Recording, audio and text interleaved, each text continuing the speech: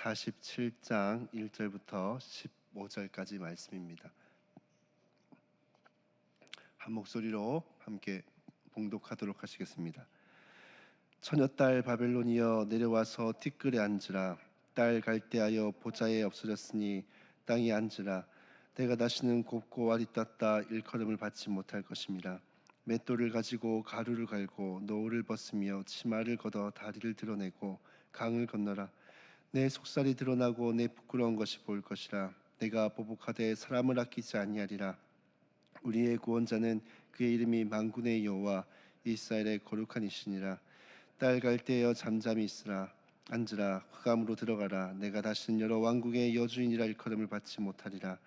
전에 내가 내 백성에게 노하여 내 기업을 욕되게 하여 그들을 내 손에 넘겨주었거늘 내가 그들을 긍휼히 여기지 아니하고 늙은이에게 내 명예를 심히 무겁게 메우며 말하기를 내가 영영이 여주인이 되리라고 이 일을 내 마음에 두지 아니하며 그들의 종말도 생각하지 아니하였도다. 그러므로 사치하고 평안히 지내며 마음에 이르기를 나뿐이라 나 외에 다른 이가 없도다. 나는 갑으로 지내지도 아니하며 자녀를 잃어버린 일도 모르리라 하는 자여 너는 이제 들을지어다. 한날에 갑자기 자녀를 잃으며 가부가 되는 이 두 가지 일이 내게 임할 것이라. 내가 무수한 주술과 많은 주문을 빌릴지라도 이 일을 온전히 내게 임하리라. 내가 내 악을 의지하고 스스로 이르기를 나를 보는 자가 없다 하나니 내 지혜와 내 지식이 너를 유혹하였음이라. 내 마음에 이르기를 나뿐이라 나 외에 다른 이가 없다 하였으므로 재앙이 내게 임하리라. 그러나 내가 그 근원을 알지 못할 것이며 손해가 내게 이르리라. 그러나 이를 물리칠 능력이 없을 것이며 파멸이 호련히 내게 임하리라. 그러나 내가 알지 못할 것이니라. 이제는 젊어서부터 힘쓰던 주문과 많은 주술을 가지고 맞서보라. 혹시 유익을 얻을 수 있는지를, 혹시 놀라게 할 수 있는지를. 내가 많은 계략으로 말미암아 피곤하게 되었도다. 하늘을 살피는 자와 별을 보는 자와 초하루날을 예고하는 자들에게 일어나 내게 임할 그 일을 너를 구원하게 하여 보라. 보라, 그들은 촉에 같아서 불에 타리니 그 불꽃의 세력에서 스스로 구원하지 못할 것이라. 이 불은 덮게 할 숯불이 아니요 그 앞에 앉을 만한 불도 아니니라. 내가 같이 힘쓰던 자들이 내게 이같이 되리니 어려서부터 너와 함께 장사하던 자들이 각기 제 길로 흩어지고 너를 구원할 자가 없으리라. 아멘. 오늘 본문 말씀은 이 교만한 이 바벨론에 대한 그 심판에 대한 말씀입니다. 이 말씀이 물론 이 바벨론에 대한 말씀이기도 하지만 또 하나님의 백성을 향한 그런 말씀이 되기도 합니다. 먼저 오늘 본문 1절 말씀에 보면 이렇게 말씀을 하고 있습니다. 처녀딸 바벨론이여 내려와서 티끌에 앉으라. 딸 갈대하여 보좌가 없어졌으니 땅에 앉으라. 내가 다시는 곱고 알이 땄다 일컬음을 받지 못할 것입니다. 먼저 이 바벨론에 대해서 말씀을 우리에게 해주고 있습니다. 처녀라고 비유하여서 우리에게 말씀을 하고 있는데 왜 바벨론을 처녀에 비유했는가 하면 이 처녀는 남자에게 이렇게 몸을 허락하지 않죠. 이처럼 이 바벨론이란 나라는 다른 나라가 쉽게 접근하고 유린하고 할 수 있는 그런 나라가 아니라는 것입니다. 그만큼 바벨론은 당시에 가장 강한 국가였고 또 찬란하고 또 위대한 나라였습니다. 제가 과거에 EBS 다큐에서 바벨론에 대해서 보여준 영상을 본 적이 있습니다. 아마 유튜브에 검색하시면은 아마 나올 텐데 아마 꼭 한번 검색하셔가지고 보시면은 이 바벨론에 대해서 알 수 있는 시간이 될 것 같습니다. 이 바벨론은 외성과 내성으로 이루어져 있는데 이 외성에는 무려 4마리의 말을 끄는 마차가 이 2대가 이제 교차해서 다닐 정도로 이 외성이 굉장히 큰 규모를 이루고 있었습니다. 높이도 굉장히 높았고 넓이도 굉장히 넓었죠. 뿐만 아니라 이 성 외성 밖에는 해자라고 해서 이게 물이 이제 바벨론 전체 성읍을 흐르고 있었습니다. 즉 이 군사력을 이끌고 와가지고 이제 그 물을 건너서 또 외성을 무너뜨려서 이 바벨론을 정복한다는 것은 보통 힘든 일이 아니라는 겁니다. 뿐만 아니라 세계 7대 미스테리 중 하나라고 불리는 공중 정원도 이 느부갓네살이 자신의 그 왕비를 위해서 만들었다라는 말이 있습니다. 이 왕비가 이제 메디나 지역에서 살았는데 이 그 생전에 이제 그 고향에 있던 그 풀숲과 나무 이런 것들을 항상 그리워했다고 합니다. 그래서 이 한편 이 느부 이 바벨론 땅에 이 성읍 안에 이제 그 공중 정원을 만들어 버린 것이죠. 수로가 이제 한 2, 3층 높이의 규모로 이제 물을 끌어다가 이제 충분히 물이 공급되어서 이제 나무 정원들이 형성될 수 있도록 그렇게 했는데, 이것은 이제 바벨론이라는 나라가 어떤 군사력, 어떤 국방력, 과학력, 경제력, 무역 이 다양한 측면에 있어서 굉장한 강대한 그러한 국가였다라는 것을 우리에게 알려주고 있는 것입니다. 저도 이스탄불 박물관에서 이제 바빌론의 그 유물들을 본 적이 있는데 사실은 굉장히 오래된 그 역사지 않습니까? 그런데 여전히 이 모자이크라고 하죠.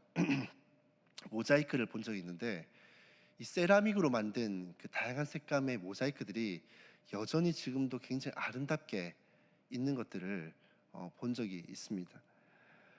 그 유물만 봐도 이 바벨론이란 나라가 정말로 이 위대한 나라였구나라는 것을 알게 되는 것이죠. 그래서 바벨론은 너무나도 찬란하고 위대해서 그들이 가진 어떤 위상이나 그들이 가진 어떤 국가적인 능력이나 영향력이나 이런 것들이 절대로 무너지지 않을 것처럼 보였던 나라가 바로 이 바벨론이었습니다. 하지만 하나님이 이런 바벨론을 향해서 이렇게 말씀을 하고 있습니다. 첫 딸 바벨론이여 내려와서 티끌에 앉으라. 티끌에 앉는다라는 말은 가장 높은 자리에서 가장 낮은 자리로 떨어질 것을 말씀하고 있습니다. 이어서 딸 갈대하여 보좌가 없어졌으니 땅에 앉으라. 내가 다시는 곱고 아리따다 일컬음을 받지 못하리라 라고 말씀을 하고 있는데, 보좌가 없어진다는 것은 이 바벨론이 대외적으로 행사하던 어떤 영향력, 그들이 가진 어떤 권세, 능력이 사라지고 무능력해질 것이다라는 것을 말씀해주고 있는 것입니다. 그리고 내가 다시는 곱고 아리따다 일컬음을 받지 못할 것이다라는 말씀은 아름답고 위대하고 찬란했던 이 바벨론이 무너지고 유린당해서 더 이상 이전과 같은 모습을 회복할 수 없을 것이다라는 것을 말씀하고 있는 것입니다. 뿐만 아니라 2절을 보시면은 맷돌을 가지고 가루를 갈고 노를 벗으며 치마를 걷어 다리를 드러내고 강을 건너라 라고 말씀합니다. 이 고대 사회에서 맷돌을 돌려서 곡식을 가루로 만드는 일을 하던 사람들은 주로 이 요정들의 일이었습니다. 그리고 노을을 벗사라고 말씀하고 있는데, 당시 귀족들이나 상류층은 이 노을이라 그래서 한 수건 같은 것들을 얼굴을 항상 가리고 다녔습니다. 그런데 이 노을을 벗고 쓰지 않는 신분층이 있는데 그들은 바로 노예입니다.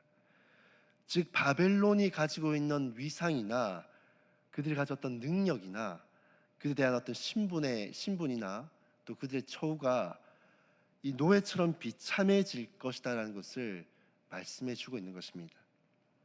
그리고 치마를 걷어 다리를 드러내라 라고 말씀하고 있는데, 원어를 보면 치마를 걷는 것이 아니라 아예 벗은 상태를 뜻합니다. 즉 치마를 입지 않고 하의가 드러난 상태로 이 강을 건널 경우는 어떻습니까? 보는 모든 사람들이 이것의 수치를 보게 되고 본인 또한 강물에 비친 자신의 그 수치를 보게 되어집니다. 하나님은 자신은 절대로 외부의 침입을 받을 일이 없을 것이다 생각했던 이 세계 최강대국이었던 이 바벨론을 치실 때 그들이 가진 어떤 권력과 영향력, 위상, 이 모든 것들이 한순간에 밑바닥으로 떨어지게 하시고 또 그들의 수치를 모든 사람들이 다 보일 수 있게끔 그렇게 비참하게 심판하시겠다라고 말씀하고 있는 것입니다. 그런데 이 심판에 대한 메시지는 이것으로 끝이 아닙니다. 계속해서 반복해서 이 바벨론에 대한 그 심판을 언급을 하고 있습니다. 이는 하나님께서 바벨론에 대한 분노가 그만큼 크시다라는 것을 보여주고 있는 예이고, 또한 하나님께서 반드시 이를 성취하겠다라는 것을 강조하고 계신 것입니다. 그렇다면 이 바벨론이 이런 심판을 받는 이유는 무엇일까요? 6절 말씀에 보면 이렇게 말씀하고 있습니다. 전에 내가 내 백성에게 노하여 내 기업을 욕되게 하여 그들을 내 손에 넘겨주었거늘 내가 그들을 긍휼히 여기지 아니하고 늙은이에게 내 명예를 심히 무겁게 메우며 내 백성에게 노하여 내 기업을 욕되게 하며 그들을 내 손에 넘겨주었거늘. 여기서 내 백성, 내 기업은 이스라엘 백성들을 뜻합니다. 바벨론이 이스라엘 백성들을 침략해서 포로로 끌고 오게 되어졌던 것은 그들의 힘과 능력이 강해서가 아니라 하나님이 이스라엘 백성들에게 노하셨기 때문에 그들을 넘겨주신 것이다 라고 말씀하고 있습니다. 바벨론은 하나님이 허락하신 어떤 권한과 힘과 어떤 권세들을 이스라엘 백성들을 압제하고 또 그들을 괴롭게 하는데 이것을 사용을 했습니다. 이스라엘 백성들에 대한 긍휼함과 자비로움은 없었고 심지어 늙은이가 감당하기 힘들 정도의 그 멍에를 지워서 이스라엘 백성들을 아주 잔인하게 압제하고 힘으로 다스렸다는 것이죠. 사랑하는 성도 여러분, 하나님 때로는 당신의 백성들에게나 혹은 이 세상 사람들을 향해서 세상을 다스릴 만한 어떤 권세나 힘을 주실 때가 있습니다. 그런데 그런 힘은 악하게 사용하라고 혹은 자기 자신을 높이고 찬양하는 데 사용하라고 주신 것이 아니라 세상의 약한 자들을 돌아보고 또 그들을 향해 긍휼히 여기라고 이런 힘을 주시는 것입니다. 만약 이 바벨론처럼 그 힘을 악용해서 악하게 사용한다면 혹은 오로지 자기 자신만의 위상을 위해 사용한다면 하나님은 이 바벨론처럼 그 모든 고난을 해소하시고 빼앗으시기도 하십니다. 뿐만 아니라 하나님은 오늘 본문 말씀을 통해서 우리가 알려주고 있는 것은 하나님은 이스라엘 백성들의 고통을 보셨고 또 그들을 향한 그 원수를 갚고 계시다라는 것입니다. 오늘날 우리가 세상을 살아가다 보면 힘 있는 자들에게 갑질을 당하거나 또 괴롭힘을 당할 때가 있습니다. 하나님은 당신의 백성들의 그 괴로움을 결코 모른 척 하시지 않습니다. 내가 분노하고 내가 저항하고 내가 싸우지 않아도 하나님은 당신의 백성을 대신하여서 그 원수를 갚아주시는 분이십니다. 그러면 우리는 인생을 살아가면서 먼저 우리가 어떤 힘을, 고난을 얻는다면 그것을 약한 자들을 위해 사용해야 되고 혹 내가 그러한 권세자들에 의해서 압제를 당하고 또 갑질을 당하고 또 어려움을 당한다면 이는 내가 굳이 원수를 갚지 않더라도 하나님께서 언젠가 때가 되면 그것을 갚아주시기 때문에 힘들고 어려운 일이 있을 때마다 우리는 하나님을 바라보고 인내하며 주어진 삶의 자리에서 묵묵하게 그들을 감당해야 되는 줄로 믿습니다. 또 힘 있는 자, 권력자, 또 갑질하는 자들, 그들이 가진 힘이 때로는 영원할 것 같아 보여도 결코 영원할 수 없다는 것을 하나님은 오늘 본문을 통해서 우리에게 알려주고 있습니다. 오늘 본문 7절에서 8절을 보시면 말하기를 내가 영영이 요주인이 되리라고 또 이 일을 내 마음에 두지 아니하며 그들의 종말도 생각지 아니하였도다. 그러므로 사치하고 평안히 지내며 마음에 이르기를 나뿐 아니라 나 외에 다른 이가 없도다. 나는 갑으로 지내지도 아니하며 자녀를 잃어버리는 일도 모르리라 하는 자여 너는 이제 들을지어다. 이 세상의 권세자들은 자신이 가진 모든 권력과 지위가 영원할 거라고 생각을 합니다. 하지만 구절을 보시면 한날에 갑자기 자녀를 잃으며 가부가 되는 이 두 가지 일이 내게 임할 것이다 라고 말씀합니다. 자녀를 잃고 가부가 된다는 말은 하루아침에 모든 것을 잃고 일어날 어떠한 소망도 없이 그런 힘든 인생이 되어진다는 것입니다. 자녀는 미래를 상징합니다. 자녀를 잘 키워서 다시 한 번 더 미래를 꿈꾸고 회복할 수 있는 것들을 바라보시는 것이죠. 그러나 자녀가 죽는다는 것은 미래가 없다는 것입니다. 가부효시도 남편이었기 때문에 회복이 불가능하고 또 미래를 꿈꿀 수 없는 비참한 인생이 되죠. 하나님은 하루아침에 저 바벨론이 저렇게 될 것이다라고 말씀하고 있는 것입니다. 회복도 불가능하고 미래를 바라볼 수도 없고 소망할 수도 없는 그런 아주 비참할 정도로 망가지고 회복 불가능한 상태로 심판하시겠다는 것이죠. 사랑성도 여러분, 권세자들이 가진 힘과 권세는 영원할 것 같아 보여도 결코 영원하지 않습니다. 하나님이 치시면 아무리 강대하고 위대한 일을 이룬 사람이라 할지라도 그들의 능력이 아무리 위대해 보여도 한순간에 무너질 수 있는 것이 바로 우리의 인생입니다. 그렇게 우리는 이 세상의 어떤 권세자들, 그들 가진 어떤 힘과 권세들을 두려워할 필요가 없습니다.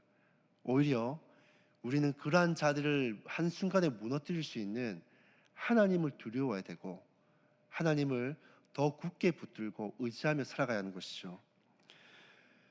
또 10절을 보시면 하나님은 바벨론의 심판의 이유에 대해서 하나 더 말씀을 하시는데, 내가 내 악을 의지하고 스스로 이르기를 나를 보는 자가 없도다 하나니, 여기서 바벨론이 의지한 이 악이라는 것은 우상 숭배를 비롯한 어떤 점성술, 또 어떤 이 뭐라 그럴까요?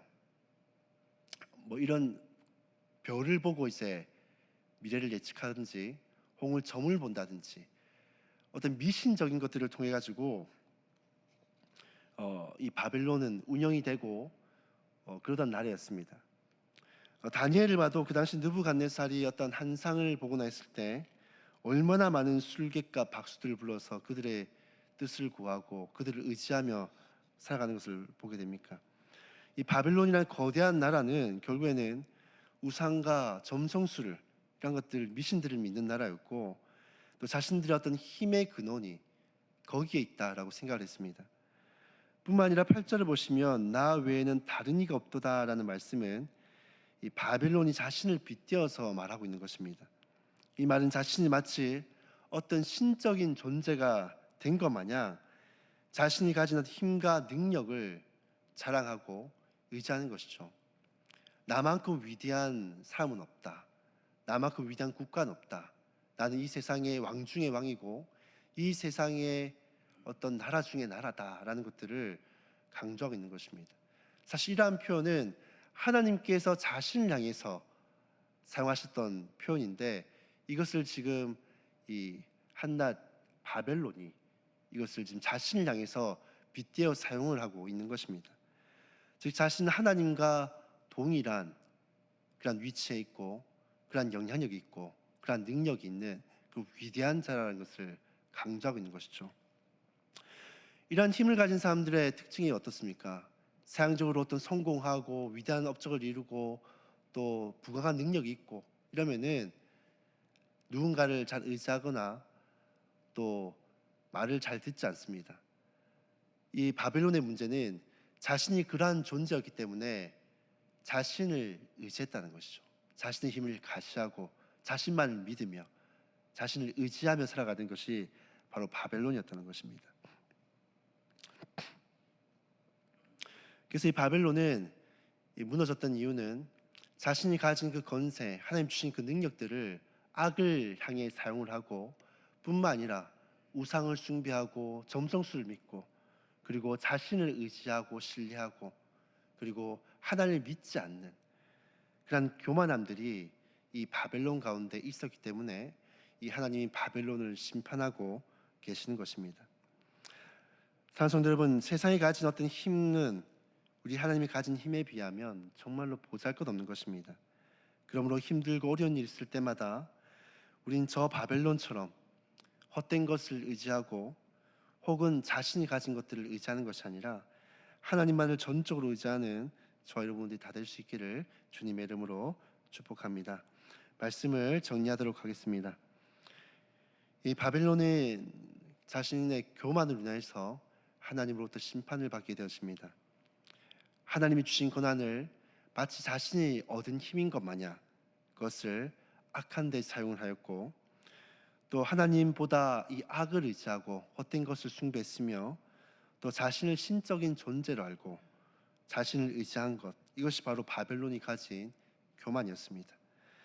사랑하는 성도 여러분, 우리는 이 바벨론과 달리 우리는 항상 교만이 행하지 않고 겸손히 하나님 앞에 서야 되고 또 하나님만을 의지하며 붙들며 살아가는 그러한 인생이 다 될 수 있기를 주님의 이름으로 축복합니다.